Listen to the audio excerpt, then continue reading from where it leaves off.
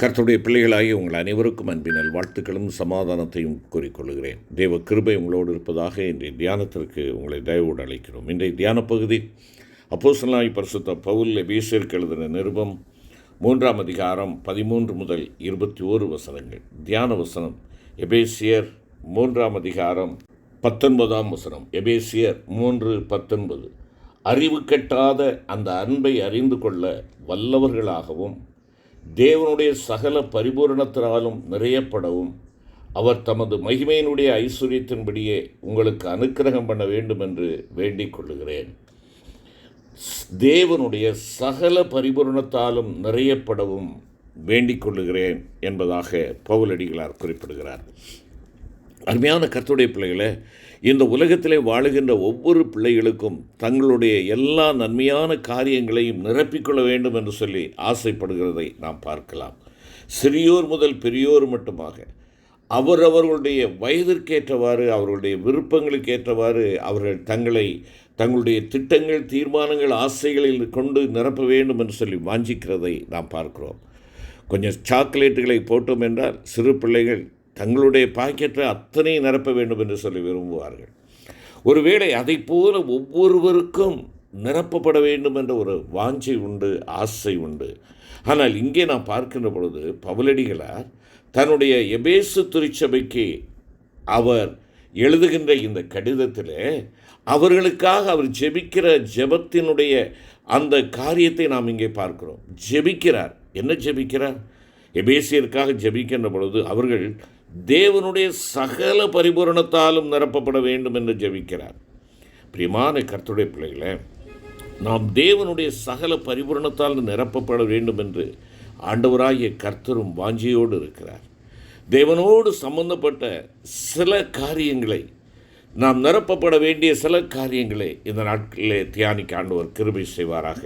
முதலாவதாக, தேவ ஞானத்தால் நிரப்பப்பட வேண்டும். தேவன் தம்முடைய ஞானத்தால் உலக தோற்றத்திற்கு முன்பே பல காரியங்களை நமக்காக ஆயத்தம் பண்ணி வைத்திருக்கிறார். அவற்றை நாம் அறிந்து கொள்ளவும், அவற்றை சுதந்திரிப்பது எப்படி என்று விளங்கிக் கொள்ளவும் நாம் இந்த தேவ ஞானத்தால் நிரப்பப்பட வேண்டும். அதற்காக அந்த ஞானமுள்ள தேவனிடத்திலே ஞானத்தை அருளும் ஆவியை கேட்டு அந்த ஆவியினாலே நீங்களும் நானும் நிரப்பப்பட வேண்டும். பரிசுத்த பவுலடிகளாரும் ஞானத்தை அருளும் ஆவி எபேசியருக்கு தந்தரப்பட ஜெபிக்கிறார். நம்முடைய கர்த்தராகிய இயேசு கிறிஸ்துவின் தேவனும் மகிமையின் பிதாவுமானவர் தம்மை நீங்கள் அறிந்து கொள்வதற்கான ஞானத்தையும் தெளிவையும் அளிக்கிற ஆவியை உங்களுக்கு தந்தரள வேண்டும் என்று வேண்டிக் கொள்கிறேன் என்பதாக இந்த விண்ணப்பத்தை எபேசியர் 1 அதிகாரத்தில் 17-19 வசனங்களிலே அவர் ஏறெடுப்பதை பார்க்கிறோம். இந்த ஞானத்தை நாம் பரிசுத்த ஆவியானவரின் மூலமாக மட்டுமல்ல, தேவனுடைய உபதேசத்தின் மூலமாகவும், சத்திய வசனத்தின் உபதேசத்தின் மூலமாகவும் பெற்றுக்கொள்ள முடியும். இந்த ஞானத்தை பெற்று அதனால் நிறையப்பட வேண்டும். இந்த ஞானத்தோடு தேவனுடைய சித்தத்தை அறிகிற அறிவினாலும் நாம் நிரப்பப்பட வேண்டும். கொலோசையருக்கு எழுதுகின்ற பொழுது பவுலடிகளார் குறிப்பிடுகிறார், நீங்கள் எல்லா ஞானத்தோடும் ஆவிக்குரிய விவேகத்தோடும் அவருடைய சித்தத்தை அறிகிற அறிவினாலே நிரப்பப்படவும் வேண்டுதல் செய்கிறோம் என்பதாக குறிப்பிடுகிறார். ஆம், இரண்டாவதாக தேவ அன்பினாலே நிரப்பப்பட வேண்டும். தேவனுடைய சகல பரிபூரணத்தாலும் நிறையப்பட வேண்டும் என்பதில் தேவ அன்பும் இணைந்திருக்கிறது. பரிசுத்த ஆவியானவரின் மூலம் தேவ அன்பு நம்முடைய இருதயங்களில் ஊற்றப்பட்டிருக்கிறது. ஆனால் அநேகருடைய இருதயங்கள் தேவ அன்பினால் நிரம்பி வழிகிறதில்லை. இது நிமித்தமாக அவருடைய இருதயங்களில் உலக அன்பு, மாம்ச அன்பு ஆகியவை பிரவேசித்து அவைகள் தங்களுடைய கிரியையை செய்கின்றன. ஆண்டவராகிய இயேசு கிறிஸ்து தாம் சொன்ன ஓமையிலும், ஒரு மனிதனை விட்டு புறப்பட்டு போன அசுத்தாவி வறண்ட இடங்களில் அலைந்து இளைப்பாறுதலை கண்டடையாமல் மறுபடியும் தான் விட்டு வந்த வீட்டுக்கு திரும்பி போவேன் என்று சொல்லி அந்த வீட்டிற்கு வந்து அது வெறுமையாயிருப்பதைக் கண்டு தன்னிலும் பொல்லாத 7 ஆவிகளை கூட்டிக் கொண்டு அவனுக்குள்ளே பிரவேசித்தது என கூறினார்.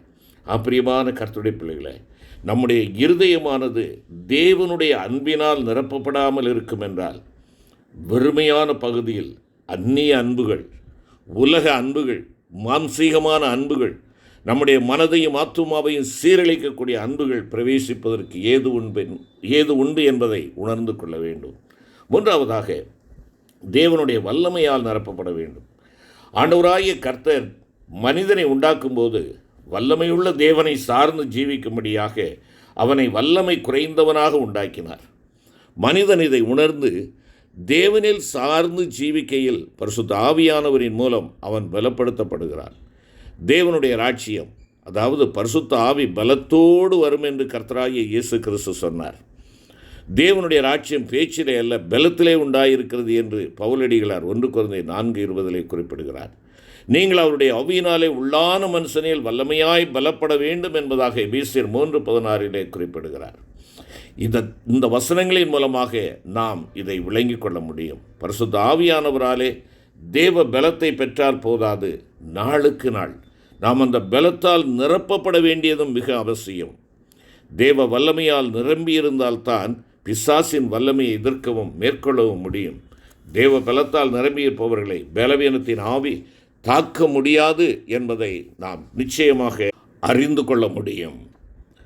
நான்காவதாக நாம் பார்ப்போம் என்றால், தேவ கிருபையிலே நாம் நிறையப்பட வேண்டும்.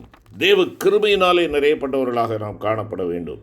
அப்போஸ்தலனாகிய பேதுரு தன்னுடைய 1வது நிருபத்திலே குறிப்பிடுகின்ற பொழுது 5ஆம் அதிகாரம் 10வது வசனத்திலே, சகல கிருபையும் பொருந்திய தேவன் தாமே கொஞ்ச காலம் பாட அனுபவிக்கிற உங்களை சீர்படுத்தி ஸ்திரப்படுத்தி பலப்படுத்தி நிலைநிறுத்துவாராக என்று எழுதுகிறார்.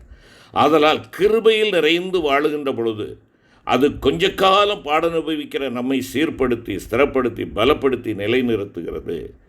ஆண்டவராகிய இயேசு கிருபையும் சத்தியமும் நிறைந்தவராய் நமக்குள்ளே வாசம் பண்ணுகிறார் என்பதாக பரிசுத்த யோவான் 1:14 வாசிக்கிறோம். அருமையானவர்களே, நீங்களும் நானும் மற்ற மனுஷர் மத்தியில் வாசம் செய்யும்போது கிருபையினால் நிறைந்து ஜீவிக்க வேண்டும். அப்படியானால் நம்முடைய பரிசுத்தத்தை நாம் பாதுகாத்து கொள்ளக்கூடும். நாம் எவ்வளவாய் நம்மை தாழ்த்துகிறோமோ அவ்வளவாய் தேவ கிருபையை பெற்று நன்றியுள்ள இருதயத்தினால் கர்த்தரை ஸ்தோத்திரிப்பதால் அதிலே நாம் பெருக முடியும். 5ஆவதாக நாம் நிறையப்பட வேண்டிய ஒரு பரிபூரணத்தை அடைவதற்கு நிறையப்பட வேண்டிய ஒரு காரியம் தேவ சமாதானம். தேவ சமாதானத்தால் நம்முடைய இருதயம் நிரப்பப்பட வேண்டியது மிகவும் அவசியம்.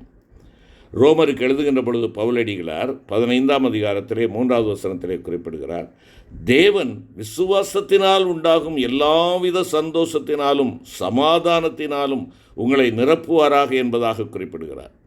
நாம் தேவனோடு உள்ள சமாதானத்தை பாதுகாக்கவும் யாவரோடும் சமாதானத்தை பாதுகாக்கவும் தேவ சமாதானம் நமக்குள் ஆளுகை செய்யவும் நாம் தேவ சமாதானத்தால் நம்மை நிரப்பிக்கொள்ள வேண்டும். ஆம், தேவனோடு உள்ள சமாதானத்தை பாதுகாப்பதற்கு அதைத்தான் ரோமர் 5:1 பார்க்கிறோம். யாவரோடும் உள்ள சமாதானத்தை பாதுகாப்பதை குறித்து எபிரேயர் 12:14 வாசிக்கிறோம். தேவனுடைய சமாதானம் நம்மை ஆளுகை செய்வதற்காக கொலோசியர் 3:15 நாம் அந்த வசனத்தை பார்க்கிறோம். ஆக தேவ சமாதானத்தால் நம்மை நிரப்பிக்கொள்ளுகின்ற பொழுது எல்லா புத்திக்கும் மேலான தேவ சமாதானம் நம்முடைய இருதயங்களையும் நம்முடைய சிந்தனைகளையும் கிறிஸ்து இயேசுவுக்குள்ளாக காத்துக்கொள்ளும் என்பதாக பிலிப்பியர் 4:7 சொல்லுகிறது. அருமையான சகோதரனே சகோதரியே, நாம் தேவ சமாதானத்தால் நிரப்பப்படவும் நமக்கு விசுவாசம் மிக இன்றியமையாததாகும். அதற்காக நாள்தோறும் விசுவாசத்திலிருந்து விசுவாசத்திற்கு ஒவ்வொரு நாளும் நாம் வளருகிறவர்களாக இருக்க வேண்டும், உயர்கிறவர்களாக இருக்க வேண்டும், ஓங்கி நிற்கிறவர்களாக இருக்க வேண்டும். 6ஆவதாக நாம் பார்ப்போம் என்றால் தேவ மகிமையினால் நாம் நிரப்பப்பட வேண்டும். பழைய ஏற்பாட்டு காலத்திலே தேவனுடைய வாசஸ்தலமாகிய ஆசரிப்பு கூடாரத்தை கர்த்தர் தனக்கு மலையில் காண்பித்த மாதிரியின்படியே மோசே செய்து முடித்தான் என்பதாக யாத்திராகமம் 40வது அதிகாரத்திலே நாம் வாசிக்கிறோம். அப்பொழுது கர்த்தருடைய மகிமை வாசஸ்தலத்தை நிரப்பிற்று என்பதாகவும் அங்கே நாம் வாசிக்கிறோம்.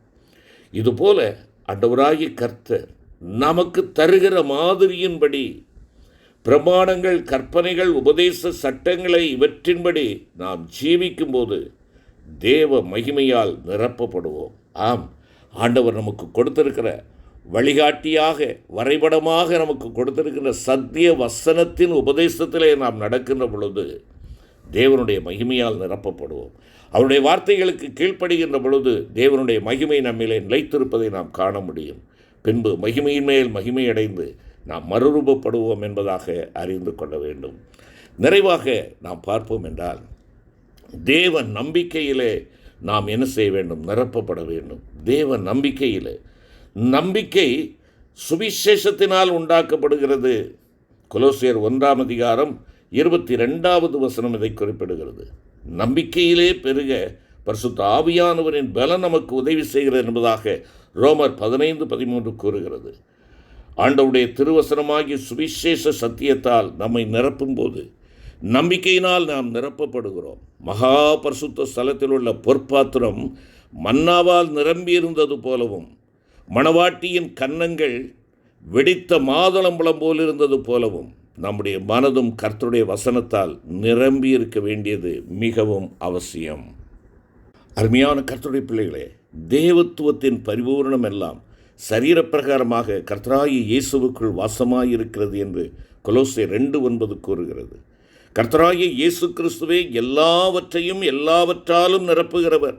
அவருடைய நிறைவாகிய சபையாய் நாம் மாற வேண்டியது அவசியம் என்பதாக எபேசியர் 1:23 பவுலடிகளார் குறிப்பிடுகிறார். நாம் கிறிஸ்துவின் நிறைவான வளர்ச்சிக்கு நம்மை ஒப்பு கொடுத்து தேவனுடைய பரிபூரணத்தால் நிறையப்படுவதற்காக அவருடைய பாதத்திலே நம்மை அர்ப்பணிப்போம், செபிப்போம். எங்கள் அன்பின் ஆண்டவரே, உம்முடைய பரிபூரணத்தினால் நிறையப்படுவதற்காக வாஞ்சியோடு கூட உம்முடைய பாதத்திலே வருகிறோம் ராஜா. தேவ ஞானத்தினாலும், தேவ அன்பினாலும், தேவ வல்லமையினாலும், தேவ கிருபையினாலும், தேவ சமாதானத்தினாலும், தேவனுடைய மகிமையினாலும், தேவன் பேரிலே உள்ள நம்பிக்கையினாலும் நாங்கள் நிரப்பப்பட்டு உம்முடைய சரீரமாய் காணப்பட, தேவனுடைய சகல பரிபூரணத்தினாலும் நிரப்பப்பட எங்களை அர்ப்பணிக்கிறோம் ராஜா. ஆசீர்வதியும் வழி நடத்தும். இயேசுவின் மூலம் வேண்டிக் கொள்கிறோம் பிதாவே. ஆமென்.